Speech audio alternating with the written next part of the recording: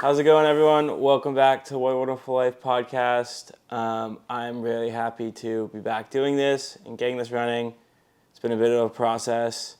I am joined by my friend Jason. He's the founder of Call Your Fam, one of my friends from growing up in San Diego, now actually neighbors in LA, and just someone who has been doing amazing things with mental health, an amazing camera operator, videographer, director, does a whole different, just does a bunch of everything, pretty much. Bunch of everything. Everything.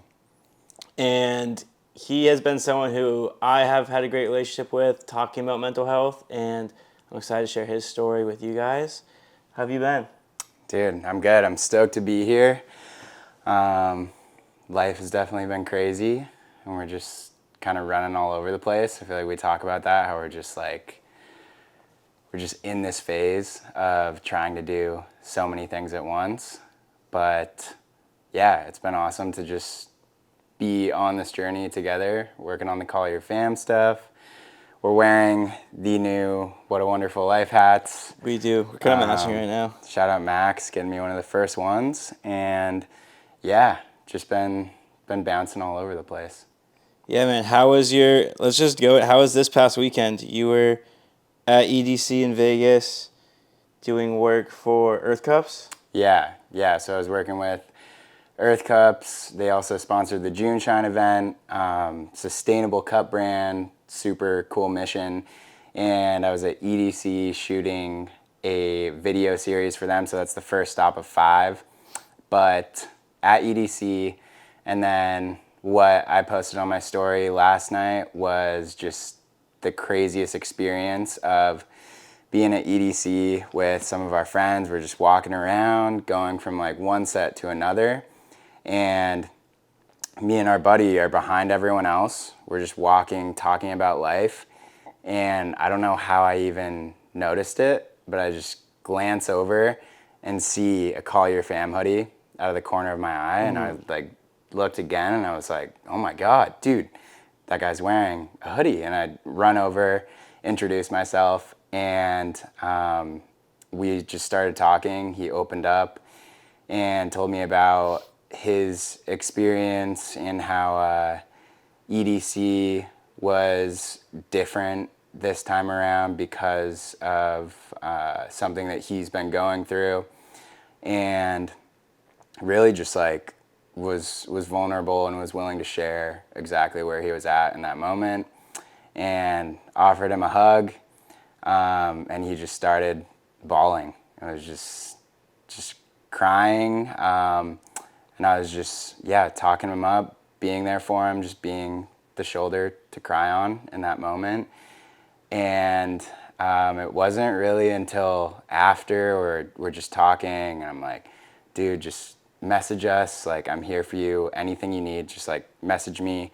I'm always trying to do my best to like just get back, even if it takes a day or two. And then he messages us later that night and was like, thank you so much, goes on, and then finishes by saying that he hasn't gotten a genuine hug in years. That's crazy. And no one has offered him a hug like that. And it wasn't until then that it really like hit me of how we have the opportunity to like really be there for people in moments like that, where it's like we're so focused on trying to like get the next thing done and build a brand and create content and push the mission forward at this like big scale, but then moments like that just like ground you so quickly, and it reminds you that like you could see someone wearing a hat, go up to them, talk to them, and you never know that hug, that smile, that conversation could literally just like be a situation where they've been wanting that for years and they've been going through it and struggling. So yeah, that was one of the craziest things that has ever happened to me in my life, basically. And just looking back on that of like how it all lined up, 500,000 people at EDC, 150 Call Your Fam hoodies in the entire world right now. And that exact moment aligned of us running into each other and me seeing him out of the corner of my eye. So, yeah, life is crazy. I'm grateful for that. That's crazy because, so in full disclosure, me and Jason tried filming this a couple weeks ago. Went through many troubles trying to self-produce this while hosting it and having Jason as helping me produce it as being the guest. But I remember I asked you because it was right when like the first round of hoodies have gone out, if you had like had the experience of seeing anyone wear one yet. So that's kind of crazy that you just had that right before we did this again. But yeah, like exactly like you said, it's crazy. I've had those experiences with What Wonderful Life, especially when I was in college, and it's like you don't really know what that evokes in people. Yeah. And like whether it's a whole story or some of the crazier ones I've had is when people just like will read the message on the front of the hoodies and then like they don't really have words and they just say like thank you or something. And you can just tell that like it meant probably more than you know to them. It's kind of the crazy part, and it's why like we both have had had events happen in our lives that made us make a decision to try to do as much as we can for mental health. And give, like you said, give us the ability to be there for people and understand and like let people be vulnerable because we've kind of gone through it already ourselves in a way. So that's awesome. And EDC is a crazy backstage. At EDC is a pretty crazy place to have that happen.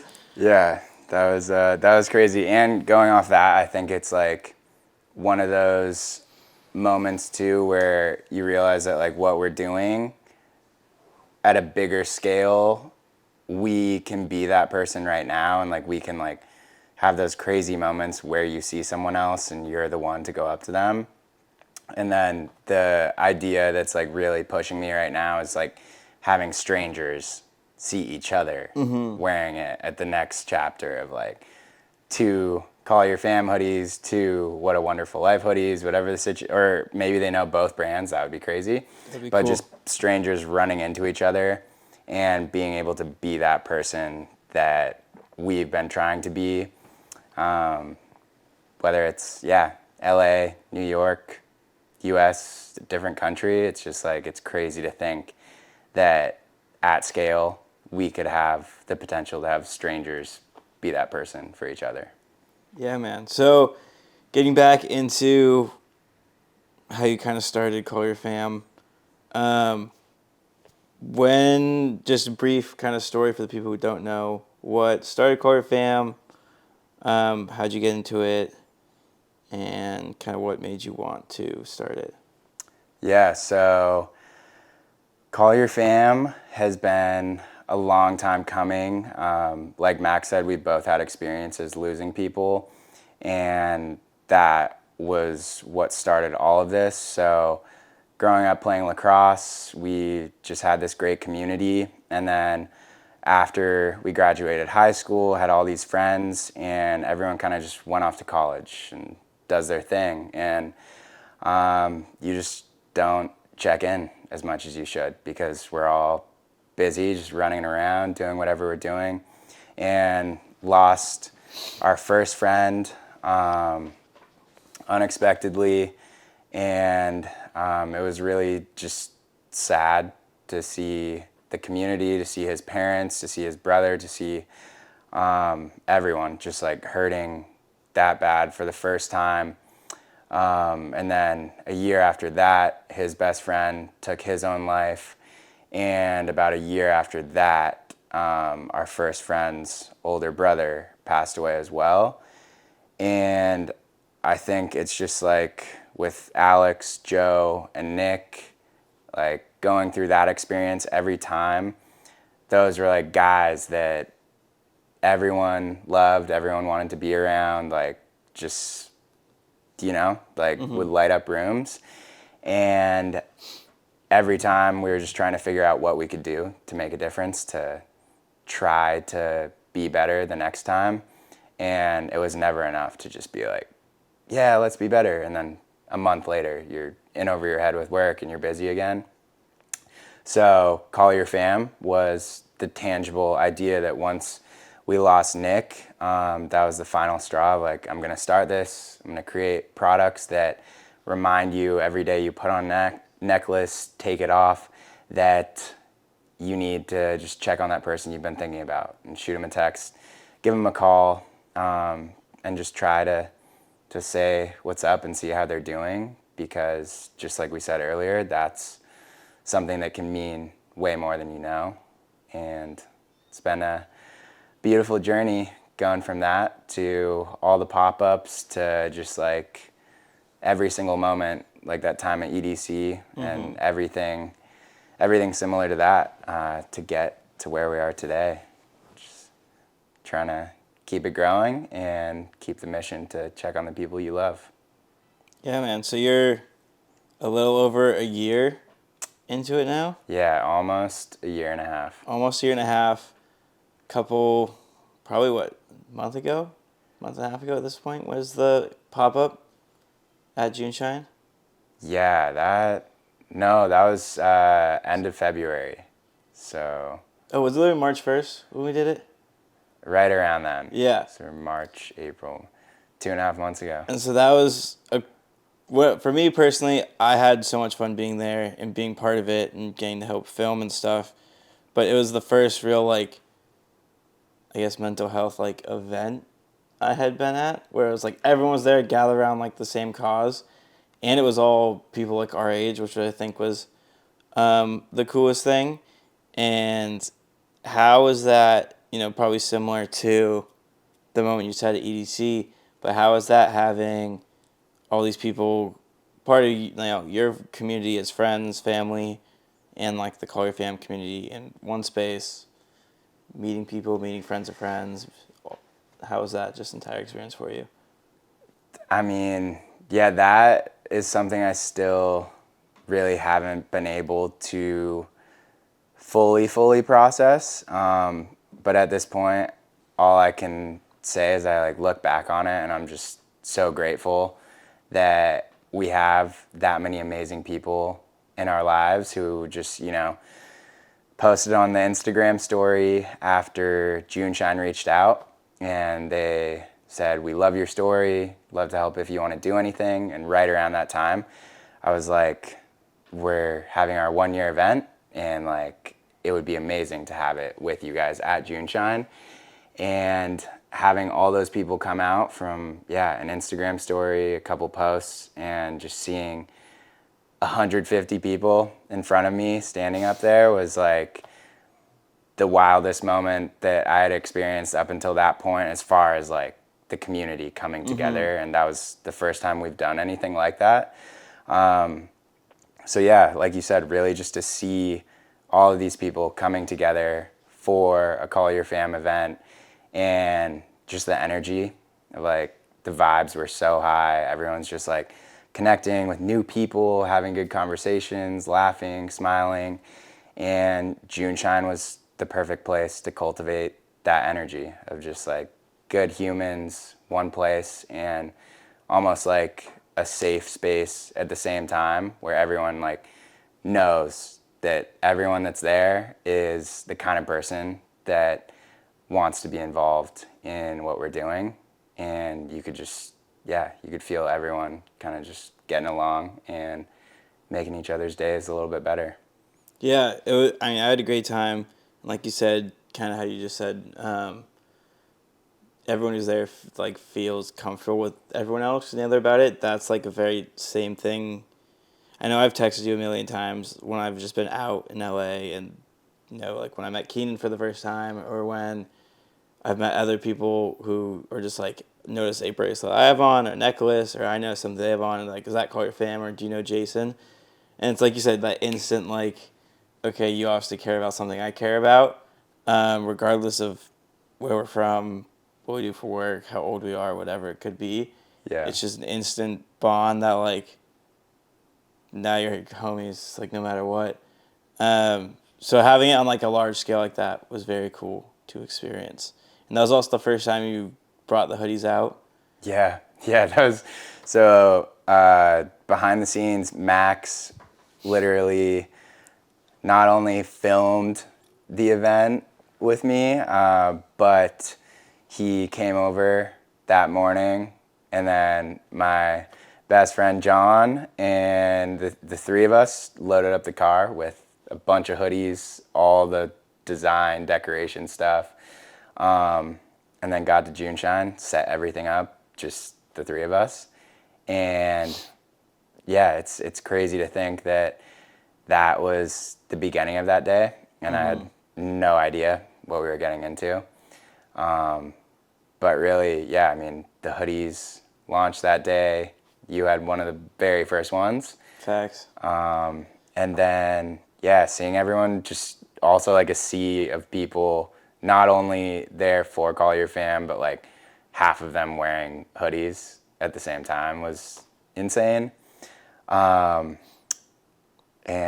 yeah, I think just that whole experience from everyone being there, the hoodies, being able to thank everyone, and then people like you being involved was crazy. 100%. Then you had that party. Then we shot the hoodies, which made a bunch of incredible video assets that just send great messages. And that whole shoot came out great. It was so fun to be a part of. So thank you for involving me in that. But the hoodie sold out first drop. Yeah, the first time. So we got the first batch, had Juneshine, and then sold out before we could like launch them officially, and then shot that campaign, and that was just super cool to have that studio set up, have all the homies out there, and then put out some really cool concepts, and still have some hoodies left over because I've been bouncing all over the place. But yeah, I mean, wouldn't have moments like EDC without those hoodies being out there in the world. And so that was cool too for me because you obviously do other work besides Call Your Fam as videographer, creative director for like your own social agency. So when did that kind of start for you? When did you get involved with camera stuff? Kind of how'd you get your start in that and being out in LA? Yeah, so that goes all the way back to sophomore year of high school, I think. My parents got me my very first camera for my birthday. Fell in love with that. All of high school, I was running my first business, stringing lacrosse heads, and Classic. got all the camera basics down, taking pictures of those, growing that small business, and learning how to use social media for the first time. And then fast forward, college, Matt Chapman, and just start looking up to these guys that are like doing cool stuff in LA. And they're like shooting shows.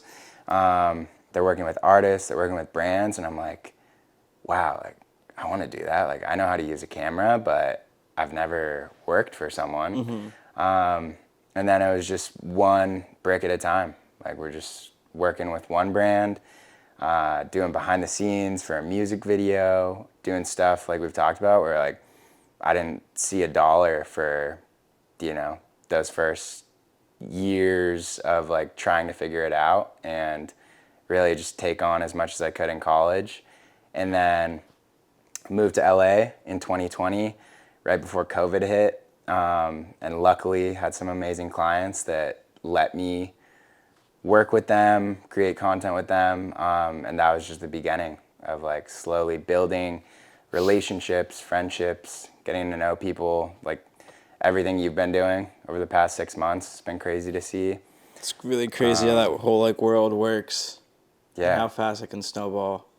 Yeah. And Especially when like I got the photography thing kind of like came out of nowhere for me. And I mean, like I said, we've had hundreds of conversations since you're my neighbor and easiest person to contact when I have camera questions, which has been, awesome to have you to learn from with all this kind of stuff. And I appreciate it a ton, on top of all of our mental health conversations, which are great.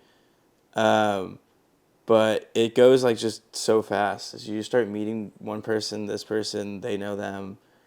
and then like it's like, oh, I have a brand. Do you want to shoot this? Can you shoot that? And then Yeah. next thing you know, you're just like, I feel like I'm shooting something every other night at this point. Yeah. No, you've been going fast. You've been on a good track, and I think that's also a testament to like part of it is being good. Like you have to be at the baseline of like, I'm pretty solid at photography. I'm pretty solid at video, whatever your thing is. But then way more important than that is just like who you are as a person, your values, how you connect with people, and just people enjoying being around you. So I think that's super on your side. And from my experience, it was just like you said, it snowballs at the beginning and you're like super overwhelmed. And then as time goes on, you figure out exactly what you like, what you don't like. And when you're doing it for a full-time career, like what makes money and what doesn't make money. And then just continuing to build those relationships. It's like you could work with someone on, 10 projects in 1 year, which is like one single agency or one single brand that like keeps coming back to you. And you can just build from there.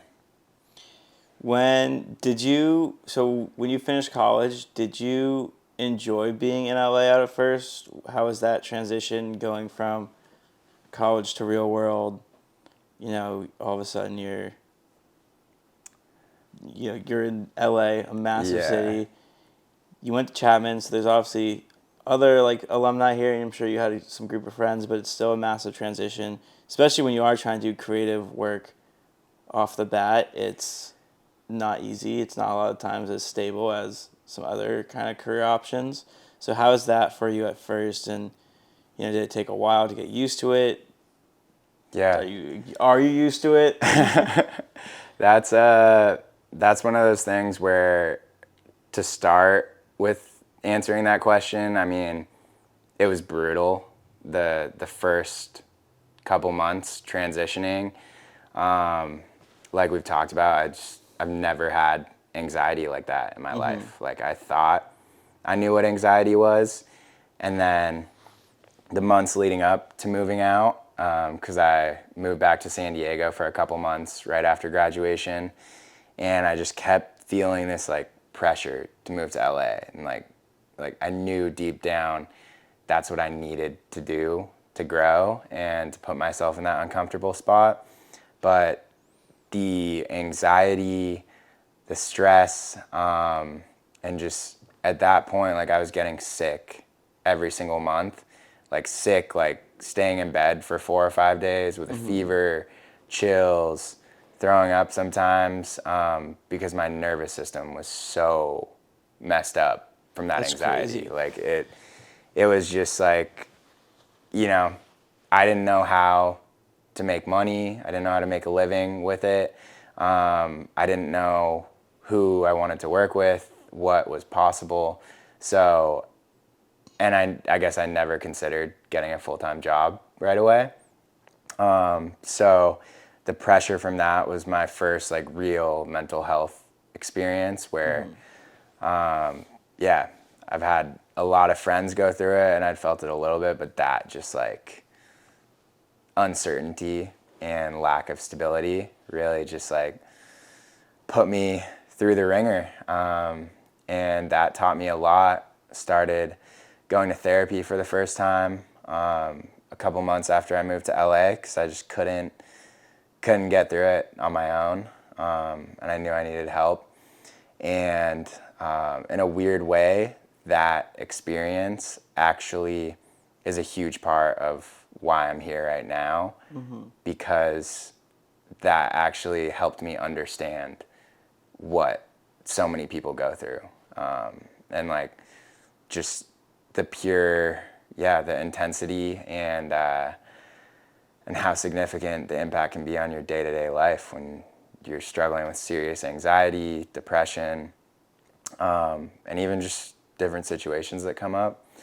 But fast forwarding to right now, I don't think being in this kind of career path, life journey ever feels stable. Like I still have times all the time where I'm like super anxious for a couple days or really overwhelmed for a week. And what we've talked about, I guess, recently is that like the last month or so, I was actually at like the lowest point I've been at in probably the past year, just with like the sheer amount of pressure, different things coming up with work. Like you said, like I'm not doing one thing, so I'm trying to balance these things, and everyone is expecting you to do certain things with the brand when behind the scenes, like I have to make money to keep it going, and to be able to like keep everything afloat. So I've been back in one of those moments, and yeah, I just want that to be an honest take on like people think like you get past the first struggle No. of moving out, doing whatever, and then oh, you figure it out. It's like, you know, even talking to people who are 20 years older than us, you never figure it out all the way. Like everyone's just trying to do their best every day. Yeah, and it's one of the things that, you know, it's unfortunate and it sucks, but it is comforting knowing that other people go through it. I think one of the biggest things, you know, a lot of people our age go through is that like first year out of college where people, you know, people think they should have their life figured out for whatever reason. I don't know anyone who's left college with their life figured out, or if they thought they did, like they're not doing Yeah, no, they whatever have it no was they idea. thought. But you know, I experienced last year moving to LA. It took me, you know, up until the past couple months to feel like I really got used to it and like have actually enjoyed living here. But I was going home every weekend because I hated it. I felt like I didn't know anyone. You know, it's definitely a harder city to connect with people in. Um, I think part of that is just, you know, one, it's hard to go anywhere physically because of traffic. You really got to plan out your destinations. Opposed to like, I don't know, maybe like a city like New York, you can just walk around everywhere. Yeah. But I was going home every weekend, and then I remember it was literally right after I visited New York, I came home and I was like, I don't want to be here. I want to move back to the East Coast. And I had like a full on panic attack at like 5 in the morning at my house in San Diego. I drove to the beach to try to like watch the sunrise because I thought it'd make me feel better. I didn't look at the weather and it was going to fully start raining at 6 a.m. So I'm sitting there, starts raining. Fully in my head, I was like, this is just the fucking worst. Like, I don't know what to do. I went home and just like literally was in a ball on my couch and just like having a panic attack with my mom. And I don't know, like, it's not what you imagine you're going to be doing 24 years old out of college. Yeah. You don't think you're going to be at home having a panic attack, but, you know, it happens, unfortunately. But, you know, that's when I started going to therapy again. And that was probably like the most anxiety I'd felt since, you know, everything I went through in college. But it does pass. You eventually figure it out. Yeah. Or you don't figure it out, but you figure it out temporarily. And, you know, yeah, like you said, I've gotten more involved in this creative stuff and brings a whole nother form of anxiety because it's so unstable when there's 100 million projects going on at once. And you want to do everything with everyone. You know, we're lucky we get to work with our friends a lot. But sometimes that, at least in my experience, it turns into me saying yes to a ton of things that I do want to do, but like there's not enough hours in the day. Yeah. And, you know, like I still have a full 9 to 5 job on top of What a Wonderful Life. And then, you know, try to do as much photography as I can. So when you first moved up to LA and you're trying to do photography stuff, were you interacting mostly with like group of friends from Chapman, group of friends from home? Were you trying to go out and meet new people? How was that kind of start to your early adult life?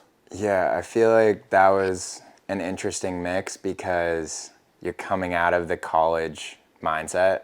So it is really easy to keep wanting to like just party and go out and do all that stuff. But that was, yeah, a really interesting transition, especially with the mental health situation, because I was trying to figure out so many different things and trying to like honestly just like get better at that point. Like I was so overwhelmed and anxious all the time that I just wanted to feel like myself again. So started going out up here, and slowly figuring out a balance of all of it, even though there never is a perfect balance. Yeah.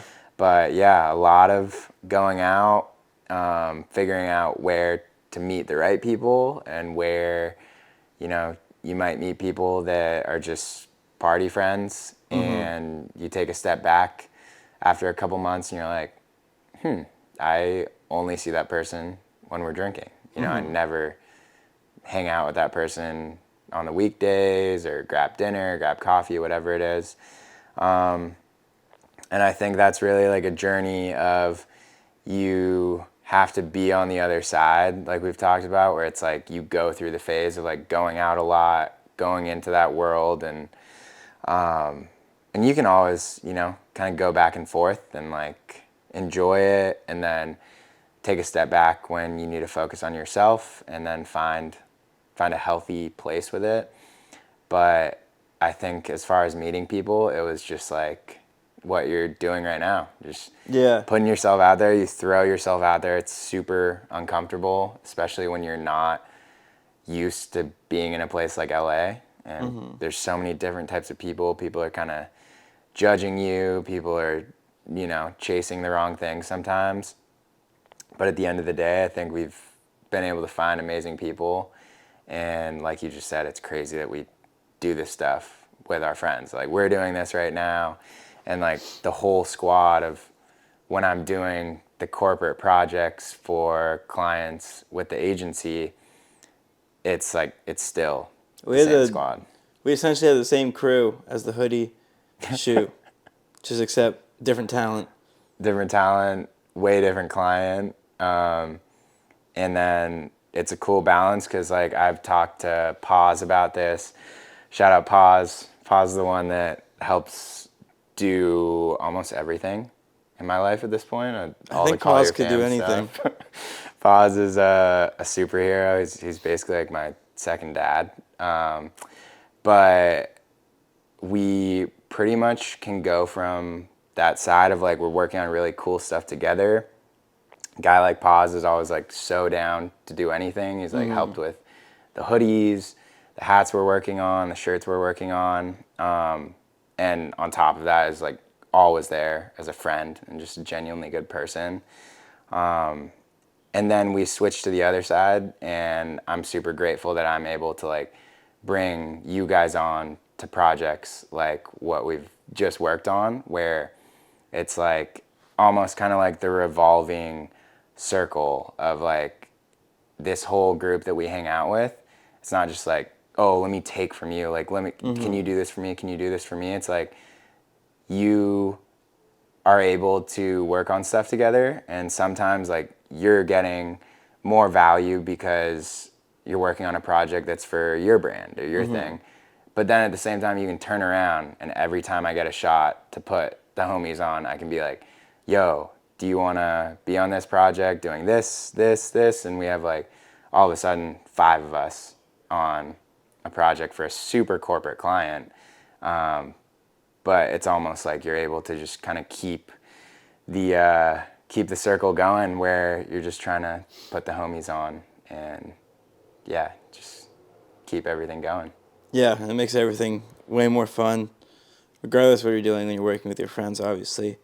But yeah, the LA thing is interesting because it's like, at first, at least in my experience, it's like you have to go out if you want to meet people, but then it's like you want to find the balance of being able to not go out, or, you know, like you said, finding the right places. I think definitely once I started meeting more creative people, once I kind of, you know, dove into the Winston House thing for, you know, 30 days in a row as a photographer, I didn't really think about it until recently, actually, that, you know, that was the first time in 7 or 8 years probably that like I was meeting people for the first time, and I wasn't Max from San Diego. I wasn't Max, the kid who played lacrosse. I wasn't Max who had a mental health brand. Like, I wasn't the same person I was in college. Like, to all these people, I was just a kid with a camera. Yeah. And it almost let me, like, I feel, not reinvent myself, but, like, be this very normal version of myself that, like, didn't have any pre-expectations and just focus on the creative aspect of, like, what I like doing. And it's crazy. It's because it's like in those points I think of, like, oh, like, it's nice to meet people outside of the lacrosse world. But then I'm taking a photo of a DJ and I'm talking to him and he's like, oh, I played goalie at Duke. I was like, I would have never guessed that. But then I was like, if I played goalie at Fairfield, he's like, oh shit. Like, it's one of those things. There's like, everyone's 3 degrees apart or Yeah. whatever the actual theory is, but it's like you're just out there and you have to find your space because it takes a while and it's difficult when you don't. And if you are not, like, hanging out with the wrong people, but trying to force yourself out in crowds that, like, you're not comfortable in, you're not going to enjoy yourself. And, but it does take time. It's not something that happens right away. And we've both had that experience and just, like, threw ourselves into these crazy communities of creative people, people we love, people we trust, people that, we can spend all our days with, like, working, partying, getting coffee. Yeah. It's been, like, the craziest little journey the past 6 months. No, that's the most beautiful part. And to your point about putting yourself out there and, like, your Winston House stint that just kind of, like, took it from, like, oh yeah, I think I'm going to try this. Like, I'm going to start taking photos. Then, like, 30 days later, you got, like, you could open your contacts and you have 100 new people in your texts and your Instagram DMs, whatever it is. And you realize, like, and I keep coming back to this experience of it's always like a wave of, like, highs and lows where you can, like, be in a low and be spending a lot of time alone. You feel like you need to just, like, take some time to breathe and, like, go back to San Diego. Like, we both go back to San Diego still, like, a lot because, when I have the ability to and I can go home, it's like it feels really good to get a breath of fresh air and be in our favorite place. But then at the same time, I realized that I was kind of stuck for a little bit recently, and diving back in to putting yourself out there and, like, kind of just doing whatever feels right, doing crazy stuff, going on ridiculous hours and trips. You've been out and about a bit recently. Yeah, and that experience just reminded me, like, this past weekend at EDC with that story we talked about, at a way bigger level. Sometimes when you feel the most stuck, that's when you need to just stop overthinking it and just go and just run with it, put yourself in that uncomfortable spot, and just really go as far as you can, meeting people, putting yourself out there, doing whatever it is, because then you can just break through and have that realization where you're like, wow, like, I'm not just this one-dimensional person. I'm not just, the imposter syndrome just, like, goes away, because when you're by yourself, you can get so caught up, and just put yourself out there, come out the other side, and you're like, wow, I did that. Like, I met all these awesome people, super grateful. That's the other thing. You just get, like, kind of refreshed with that perspective on life. Definitely, yeah. That just, like, kind of deciding in that moment. And it's funny because literally mine was like New Year's. I was like, okay, I've been hating living in LA. I don't like being here. I went back to New York for New Year's to see, like, my college friends. My brother came, and it was so much fun. When I got back, I was like, couple months I can decide if I want to come back, if I want to stay in LA, whatever. But I might as well try to enjoy it as best as I can. And I was like, okay, I'm going to, start doing these things better. Also, like, focus on working out and stuff like that, just overall mental health. And I remember I was also like, at the time, I was like, I also want to make some more money right now because I want to save up in case I want to move or something like that. So I started driving Uber Eats, did it for one day, and the next day was, my friend texted me, he's like, Winston House needs a photographer for 30 days straight. Do you want to do it? And I was like, yep. Haven't drove Uber Eats since.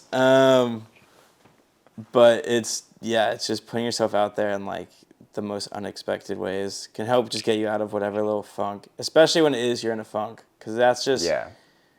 the worst feeling of not knowing why, not knowing how exactly to fix it. Like anyone could be doing anything to cheer you up, and you're just like miserable, which is completely normal. And like we Completely both normal. talk about, like Completely normal. we go through it all the time. We pretty much just said almost identical stories. People go through such similar stuff, which is, again, is the message of all our brands. But especially in that age of getting out of college, early 20s, early careers, stressful, it's different. People are going out a lot. People get FOMO. It's just the whole thing at the time. Yeah, and that, then you have social media on top of it, and that's a whole different conversation. But I feel like it just like ties into all of this, where it's like you said, that point of like it's completely normal to be down, to be struggling, to be like trying to figure it out, or like feel like you don't have it figured out. Because we live in this time where everyone's posting stuff. Like all the stuff we're talking about, it's like everyone's going out and they might have had the worst day. They might have literally like been down so bad, been like in bed, super anxious, but all they're posting is the story at Winston House, like with their margarita or like with their friend or whatever, which is fine because it's hard to be fully honest on social media or like share everything.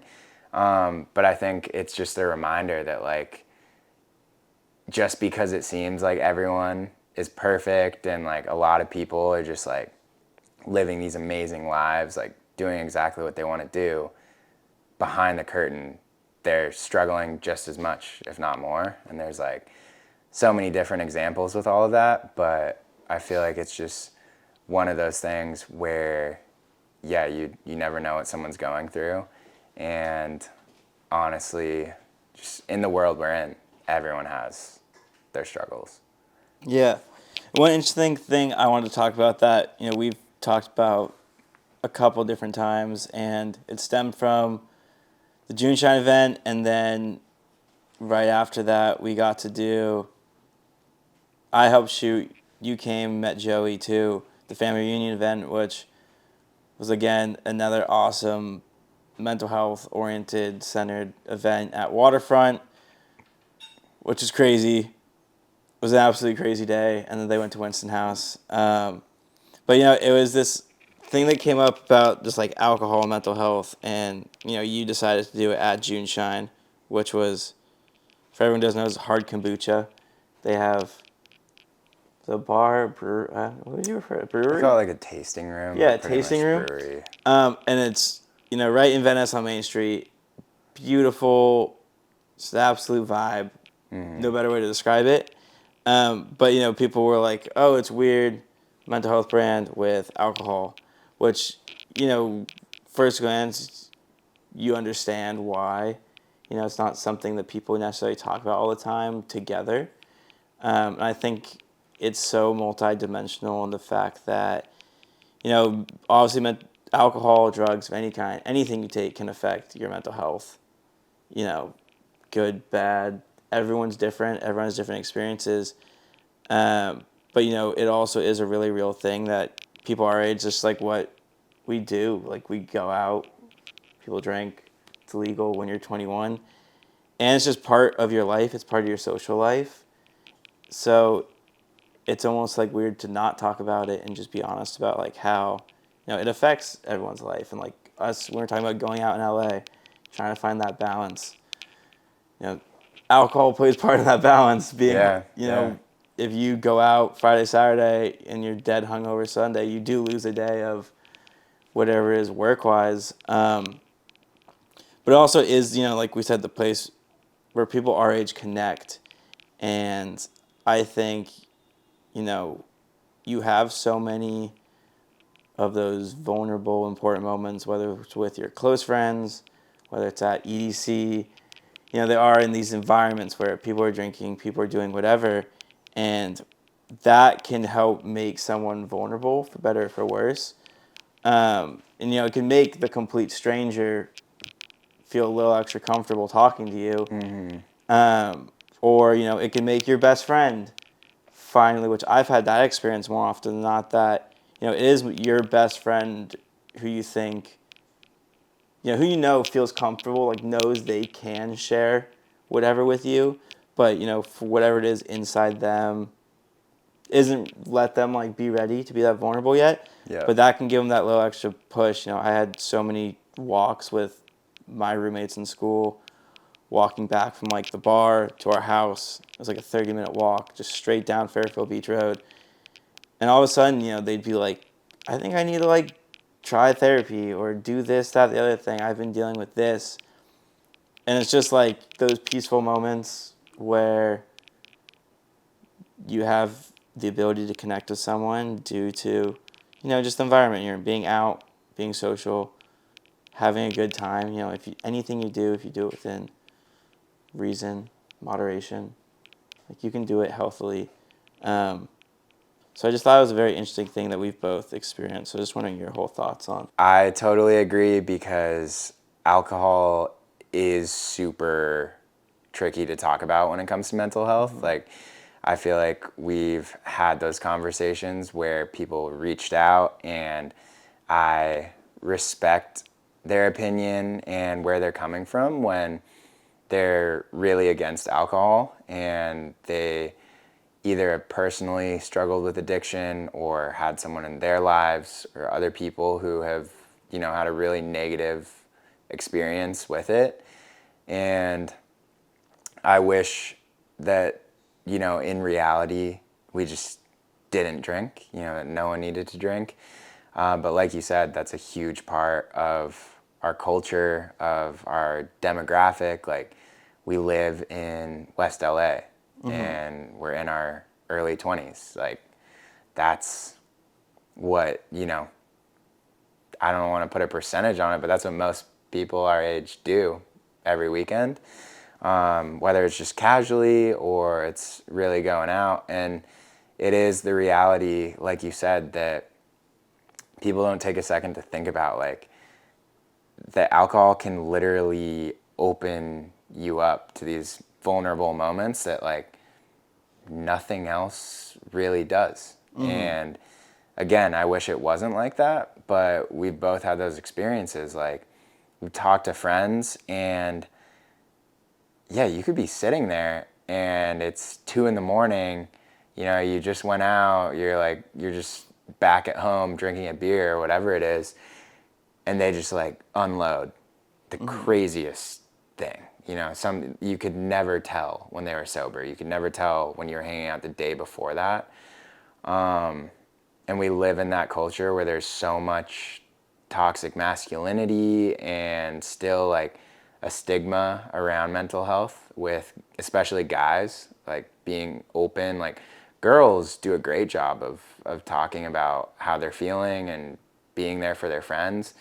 And a lot of guys are still in the mindset of like, I'm not going to tell Max about that. Like, you know, like, that's soft.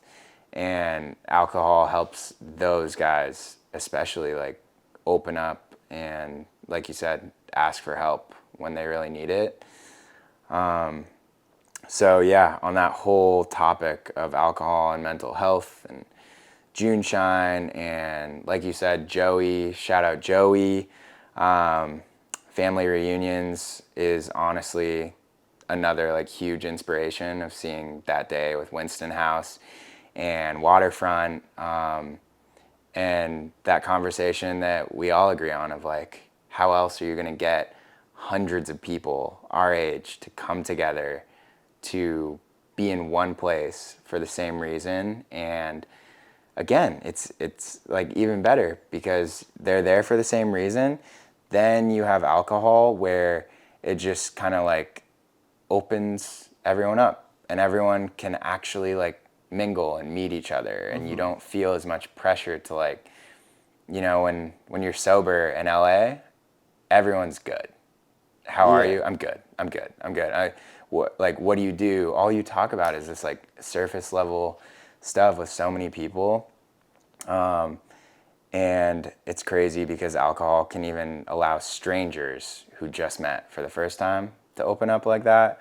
Or it can be like how you told me, like your mom's point of like, it could literally be your best friend. It could be someone, and like they could be in such a tough place that you have no idea, and literally like they've been wanting to get that off their chest for the longest time, and that environment like creates the opportunity for them to open up and to like ask for help and tell you that they've been really struggling.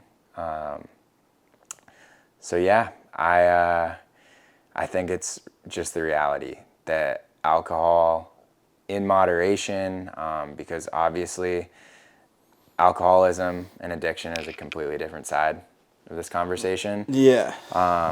But in our lives, alcohol can have, you know, a really beneficial impact on opening up Yeah. about everything. And, you know, it just, you know, that's why people loosen stuff up before a date, like whatever. It's just how it works, unfortunately. And, you know, but I give so much credit to, and I have a ton of friends who, you know, for whatever their personal reason might be, became sober, are sober, did certain sober streaks, and the ones who are able to just like come out and rip it and be the same person, like have so much fun. You know, they might have a Red Bull in their hand the entire time or something like that, but like I give them so much respect, and it's so cool and fun. And you know, to people I've become friends with who, you know, they both are in the mental health community on like the girls' side. One was a lacrosse player, one runs a clothing company as well. They're both sober, and they're two of the most just like talkative, social people I've ever met, and absolutely amazing. And they crush it. So Yeah. it's just so like everyone is different, has different relationships with anything, caffeine, working out, food. So it's hard to like put one category or one, you know, this shouldn't be talked about, it shouldn't be discussed, because alcohol is one of those things. If it's not discussed healthily and in a real way, I feel like it's almost less beneficial than shying away from it in an effort to be like it shouldn't be involved or exist, because in reality it does. Yeah. You know, and especially when, like we've said, you're between the ages of 23 and 30, right out of college, early careers, living in Los Angeles or New York or anywhere really. You're probably gonna run into it every day. Yeah, no, and I do. I also agree with that of like, it is just person to person. And in the same way, like I have so much respect for our friends who are completely sober and are able to live their life that way, because I honestly like You did a struggle little, with that. Like I did 30 days. I've done 30 days sober 3 times now. Just to like prove to myself every time that like, again, like there's the side of like it can help open people up when they really need it, but in general, like alcohol is not good for you. Yeah, You you know, need a it break. does have bad effects on your mental health, your anxiety, and like you said, like feeling bad every Sunday or Saturday. It's not a good thing. But being sober and seeing the side of that of like how good you can feel without it, like without needing anything, and like the like culture of like, oh, I need a drink is like, you know, we're kind of just like always using alcohol to take the load off and just like unwind. But yeah, I have so much respect. I have friends. My friend Corey Camp, has a whole community centered around that of just like living sober. I don't think he's had a drink in like 2 years. It's crazy. But it's amazing to see what people are doing with that. And I think we're just like you said, it's just depending on what environment you're in, what age you are, and personally, like what works for you. Definitely. And I have some friends who are sober who I feel like are even crazier than my friends who drink alcohol in the best possible ways. But I'm like, you're going a million miles a minute.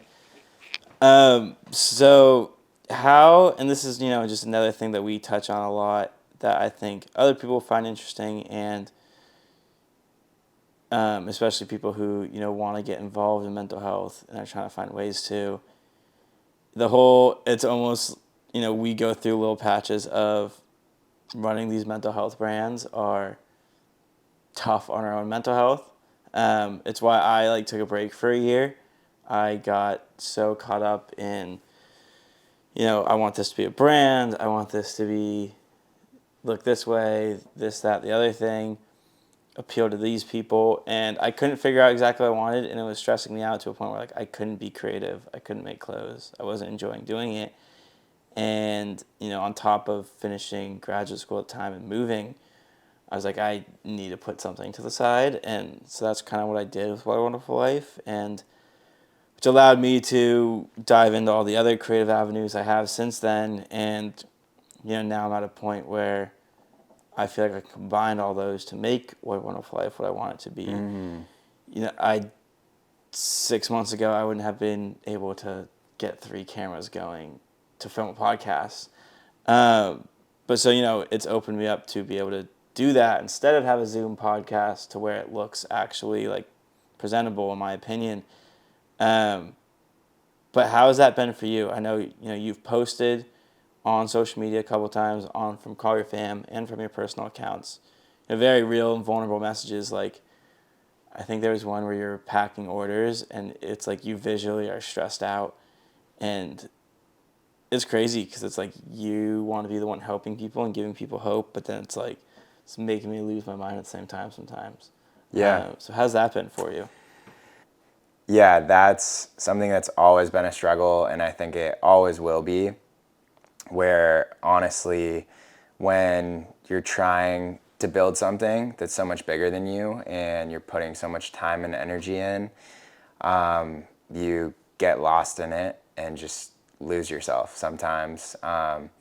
Like we said, the hoodie literally has "take care of yourself" on the sleeve, and I do a terrible job at that sometimes. And it's super hypocritical, but it's just another reality of I'm not perfect. I don't have it figured out, just like everybody else. And sometimes those days where you are packing a bunch of orders and I'm also running behind on an edit for a commercial, and I'm also trying to respond to all my texts and emails and whatever it is, I'm feeling all of that pressure, and the anxiety sets in. And like you said, I'll share stuff on my story because I want to be able to be as transparent as possible while we're in this phase of it's really not easy right now. It's not smooth sailing. I do still show the highlights, but as much as I show the highlights, I want to be able to post those paragraphs about how I'm struggling in that moment and what I'm feeling, because every time I post that stuff, I get so many responses that people are feeling the same exact thing. And maybe I'm the only person they follow that's openly sharing like that. Maybe they have a couple other people, but I just think it's been really special to see how people can resonate with you being open about your journey while you're building. And I've seen you post stories too, where it's when you open up and you don't try, everyone's trying to make the perfect 3 words on the Instagram story to be mysterious. But when I just type straight off the head, like from the heart of what I'm feeling in that moment, people can feel that. And building the brand again with the mental health balance, I think experiencing it ourselves, and like that's how you started the brand, and that's something that I've learned along the way of like it just really helps to have your own struggles and understand exactly what it feels like so that you can just help people as much as possible with their struggles too. And I do have to say, the only reason that I'm still here, not only like where I am in life, but even like literally alive, is all of our friends and like my parents and my family, where like having the support system I have is the thing that has allowed me to be in a place mentally, physically, emotionally, to like even have the energy and just the ability to try to help others.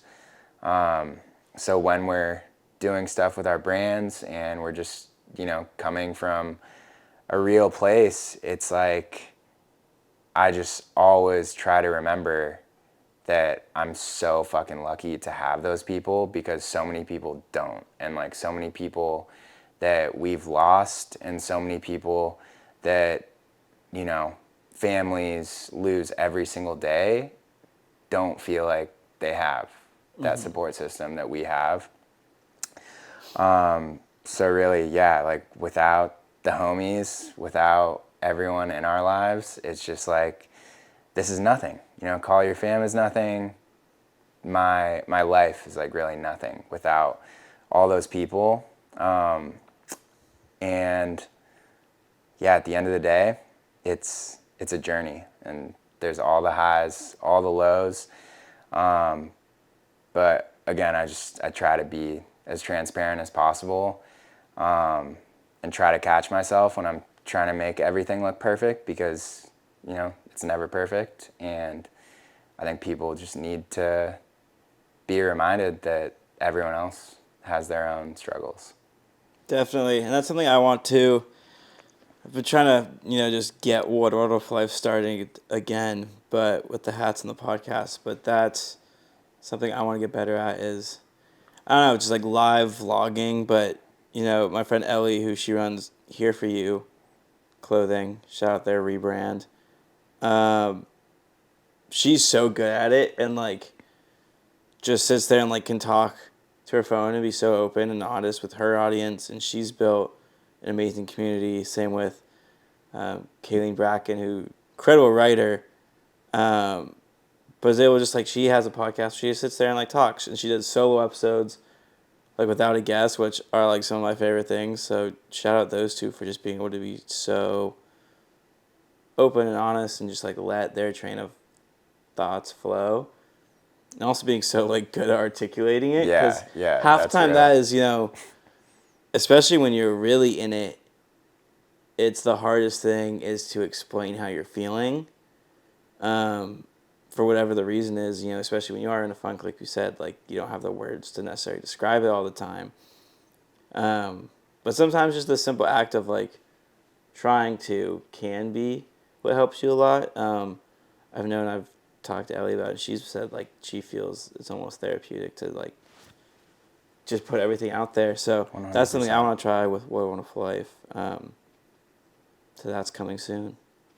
Max is open talking sessions. Let's go. Let's go. But what's kind of wrap this up? What's next for Call Your Fam? You just dropped the hoodies. What do you got in the works? Yeah, we got the summer drop coming. So I was really hoping to do a drop this month for Mental Health Awareness Month. And I think I texted you.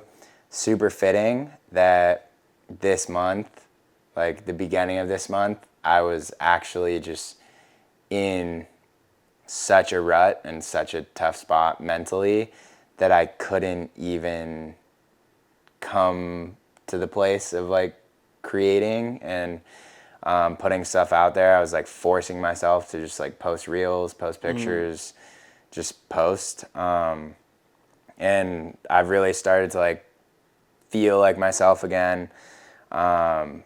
From what we just talked about, like you can't control how you're feeling and what you're going through. So we have a hat and t-shirts dropping. So we're finally gonna have a full line, at least a basic line of like hat, tee, hoodie. So I'm super stoked for that. And that's another one that Pause is just the man making that happen. And outside of dropping stuff, I'm just super excited to be back in New York next month, running around, doing the stuff that we talk about where like t-shirts are cool, hats are cool, but like they don't matter at all compared to the interactions you have with people every day. And especially the interactions we get to have with people who are willing to open up and talk about their story and just like have those moments with us. So I'm excited to put myself back out there and, like we mentioned, just get uncomfortable again and kind of take a jump into the next chapter. Because I think what got Call Your Fam here was all the content of doing crazy pop-ups, traveling, talking to people, giving away buddy beads. If people would call their family to check in, and that's what we're about to get back to. Oh yeah, man! I'm stoked to see it all. I've seen some of the hats; they look awesome. The shirts that obviously, you guys have been running around Coachella, music festivals, and look amazing. So I'm stoked for it, and thank you so much again for being the first guest back. We've talked about it was very fitting, especially working a bunch together recently. Helping me get this produced and up and going has been amazing. And it's a very full circle moment. So thank you for being on this for the first episode. Thank you guys for listening / watching. I'm stoked to be back. I'm stoked for What a Wonderful Life to be back. Stoked for Call Your Fam. All these just like good positive things that are happening in a world that is very easy to focus on the negative. There is positive, cool stuff out there. We got hats dropping soon, 4 different styles and colorways of these hats. We did 2 a couple weeks ago, and they sold out immediately. So the next 4 will be coming with the release of this episode. So by the time you're listening to this, they're probably out and hopefully gone. Thank you guys, and welcome back. Dude, let's go. That was epic.